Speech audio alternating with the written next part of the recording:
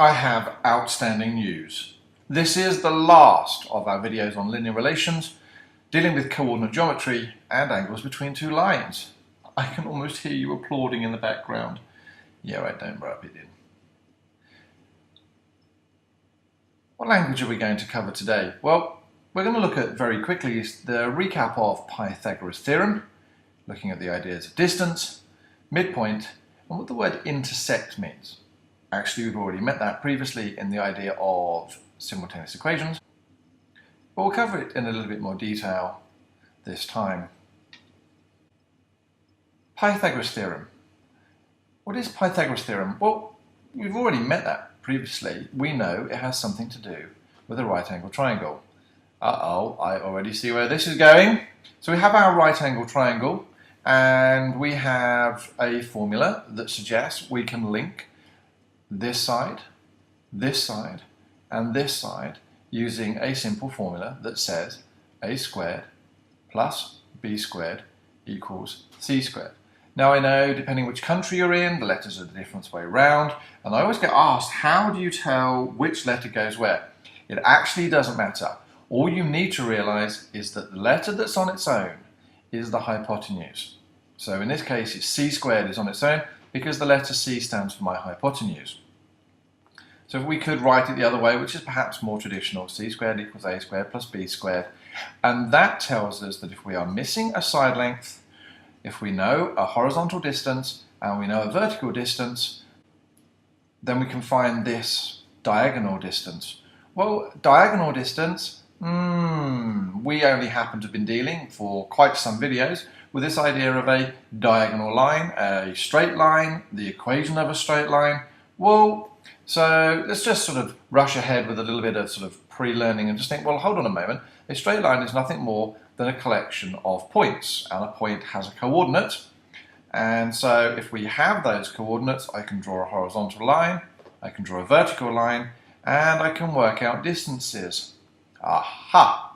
And if I can work out those distances, which just happens to be rise over run again, then perhaps I can use the general idea to find the distance between 2 points. And actually, that's pretty much where we're going now. So let's formalize that now with a bit of learning and some algebra, all very exciting. So let's see, we've got our straight line.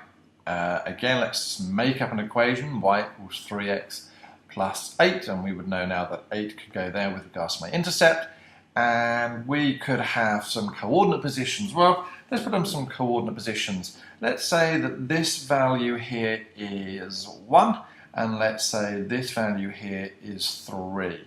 So what I've actually just given you, I've given you an x-coordinate of 1, and I've given you an x-coordinate of 3.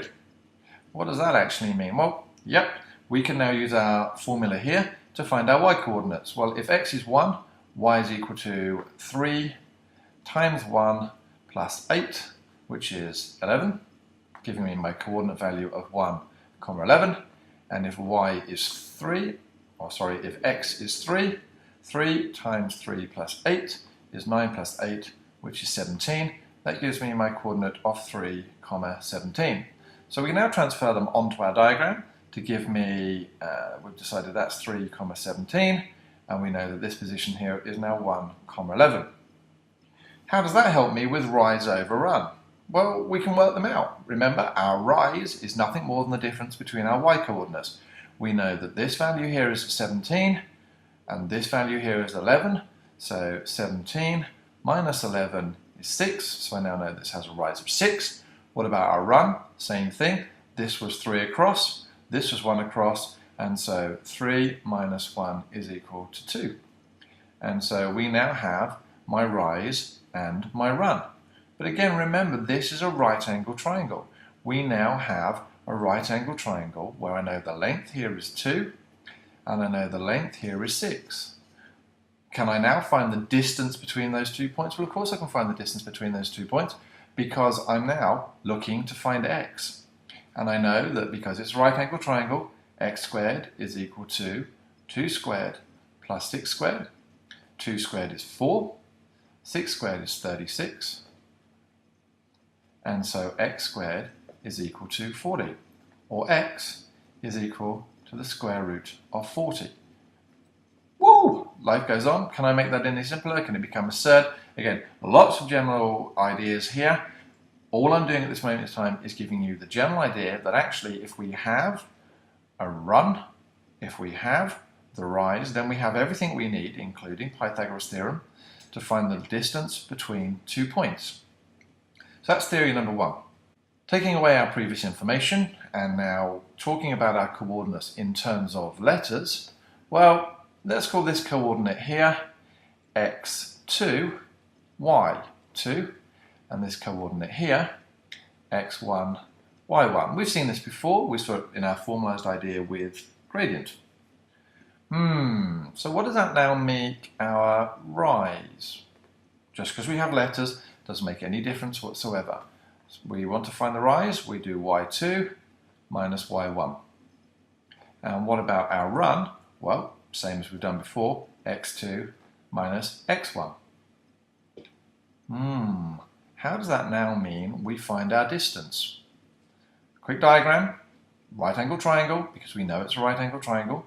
I now know my horizontal distance is x2 minus x1. I know my vertical distance is y2 minus y1, and let's call this x, the distance between my 2 points. And putting these in brackets, because that's going to make life a bit easier for me, let's formalize our Pythagoras Theorem.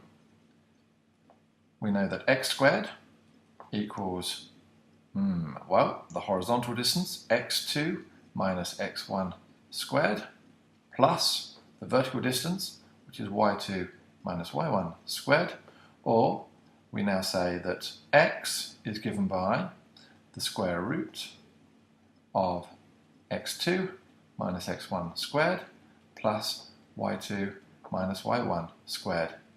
That actually looks pretty revolting. You can imagine now the emails and letters flooding in, but it's nothing more than what we've been dealing with before. It's just a more formal way of dealing with coordinates. Coordinates are lovely. We can't deal with things any better than having coordinates. Alright, so that's how to find the distance between 2 points, the length between 2 points. What on to next? Well, same thing with coordinate geometry. Sometimes we need to know what point is halfway between 2 other points. Right, well, let's look at some general ideas. Here I have a straight line, and let's say we have the coordinate position of 3, 14, and let's say this position here is 1, 8. Totally made up, not necessarily even going to fall on the same line, but I'm sure we can actually work something out.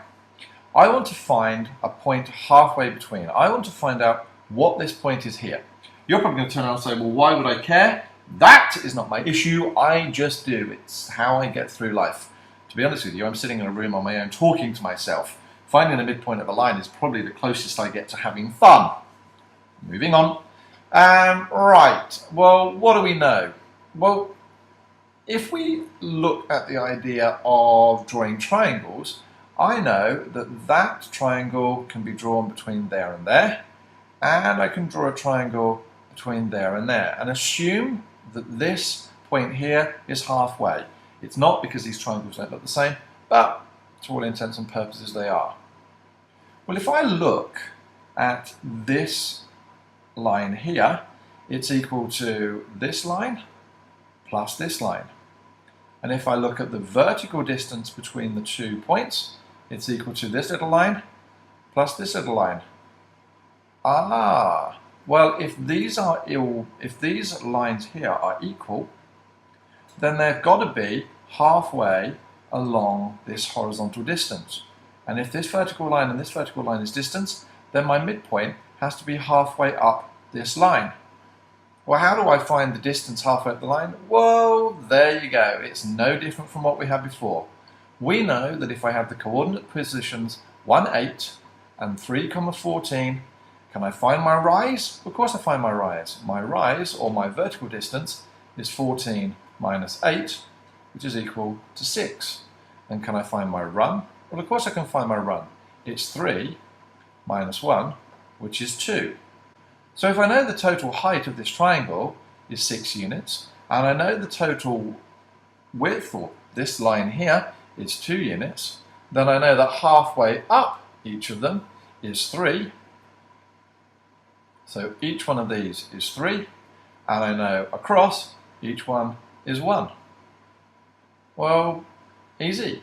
So I know that my coordinate position, midpoint between these 2 points, is 3 units up from my start position and 1 unit across from my start position. Here's my start position, it's 1 across and 3 up. Well, if I have the position 1, 8 and I move 1 across and 3 up, then I hope everyone would agree that I would have a midpoint of 2, 11.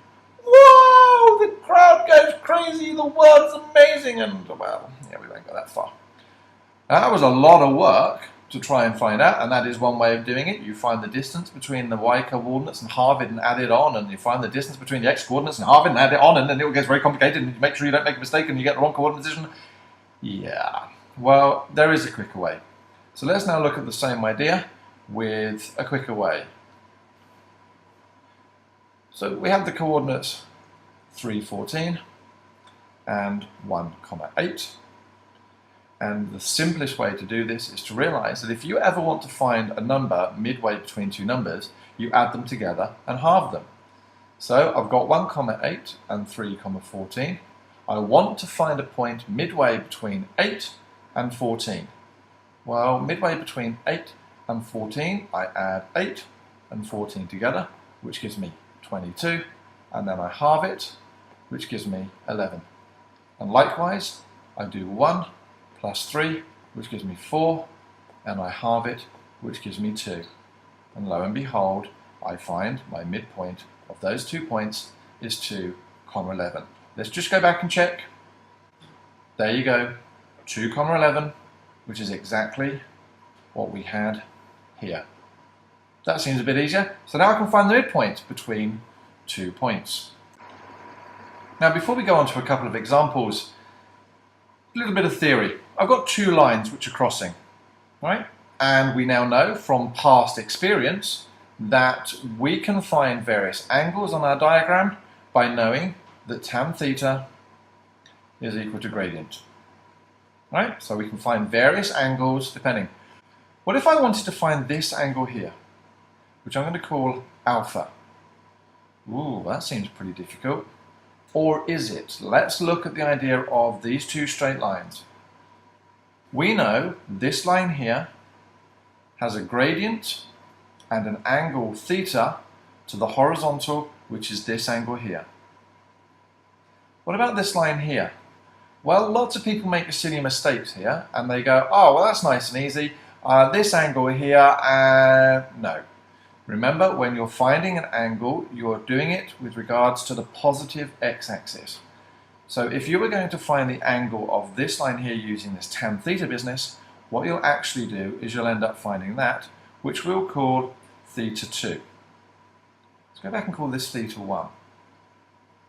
Well, how do I now use this information to help me with the rest of my question? It's a bit of a trick, really, or a little bit of algebra. I'll go through the theory first, but generally it comes down to something nice and easy. I can find this angle here, and we'll call it x, because I know x is equal to 180 minus theta 2. Why? Because this is a straight line. Straight lines add up to 180, so I can find the value of x. And using basic triangle theory, I know that theta 1 plus x plus alpha must be 180 degrees.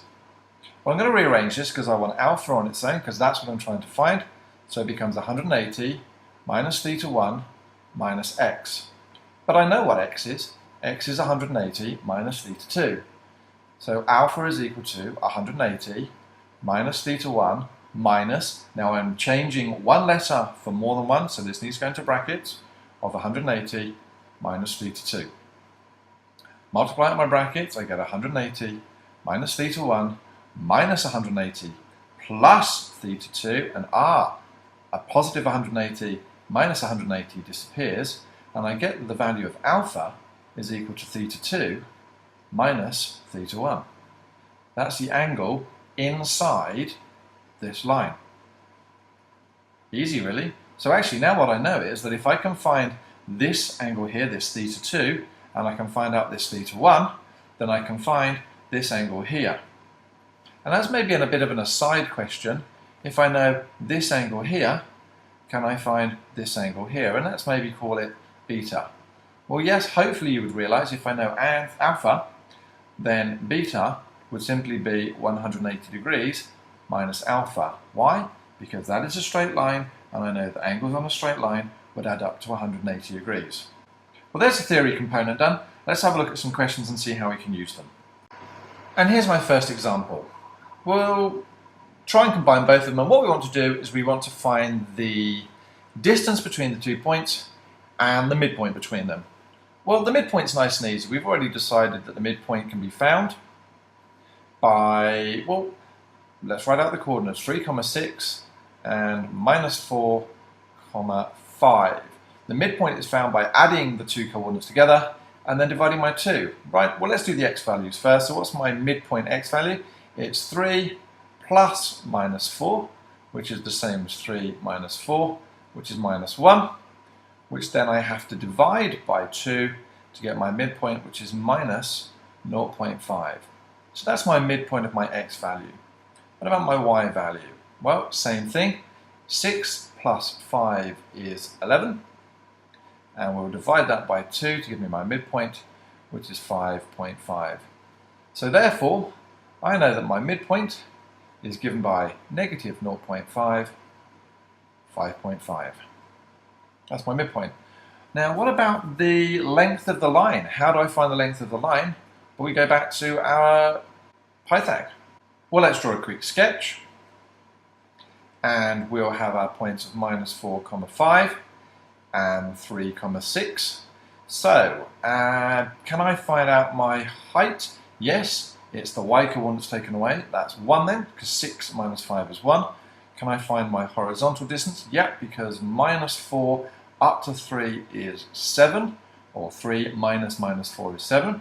And there I have my right angle triangle. So using my formula of c squared equals a squared plus b squared, and remembering that that's going to be my value of c, I now know that c squared is equal to 1 squared plus 7 squared. C squared is 1 plus 49. C squared is 50, or C is equal to the square root of 50, which for those of you in my group who love surds will be equal to 5 root 2. Don't worry if you don't know what a surd is. My group probably actually at this moment in time eat, breathe and sleep them. So there we go. Using two coordinates, I now have the length of the line between them and I have the midpoint. Well, yeah, we have these two lines, but let's draw a very quick graph to see, or sketch to see what they may actually look like. Well, here are my axes, and let's look at this second graph first. Y equals x plus 1. We know that that's going to go something like that. Fair enough, it's going to have a positive gradient because there's no value in front. And 3y plus 2x, well, if I was to move this around, I'm pretty sure that this is going to have a gradient that looks like that. We want to try and find the angle between them. We want to try and find this angle here, which I'm going to call alpha. And we know from the theory that we did previously that that's going to be equal to this value here, which we'll call theta 1, and this value here, theta 2. All right, so remember from previous, we know that alpha is equal to theta 2 minus theta 1. So how do we find theta 1? Again, past videos suggest that what we need to do is we know that because tan theta is equal to gradient, if I find the gradient of each of these lines, then I can find theta 1 and theta 2 and then take them away to find alpha. Right, well, we've got y equals mx plus c, and if we look at the first, or rather if we look at the second, we get y equals x plus 1, and just by comparing we find the gradient is equal to 1. If we know the gradient equals to 1, then I know that for that line, tan theta is equal to 1. Or, most importantly, we're going to have theta 1. So theta 1 is equal to tan to the minus 1 of 1, and theta 1 using our calculator works out to be 45 degrees. That seems nice and easy. Well, it's not here to trick us now, is it? The next one is sort of the trick because they've written it in intercept form. We have 3y plus 2x equals 6, and we know that we want this on the other side, so 3y is equal to minus 2x plus 6, y is equal to minus 2x over 3 because we divide all terms by 3, 6 divided by 3, or y is equal to minus 2 over 3x plus 2. And this value here, this minus 2/3, is important because it's the gradient. Well, if we have m equals minus 2/3, it also means that we know that tan theta, in this case 2, is equal to minus 2/3 as well. Theta 2 is equal to tan to the minus 1 of 2/3, which, using our calculator, gives us a value of 146.31 degrees. Whoa! Let's just put these on our diagrams for completeness, just so we've got a general idea. So we now know that theta 2 is 146.31 degrees. We know that theta 1 is 45 degrees, and we've got this formula right up here that tells me that we can find the angle inside by taking them away.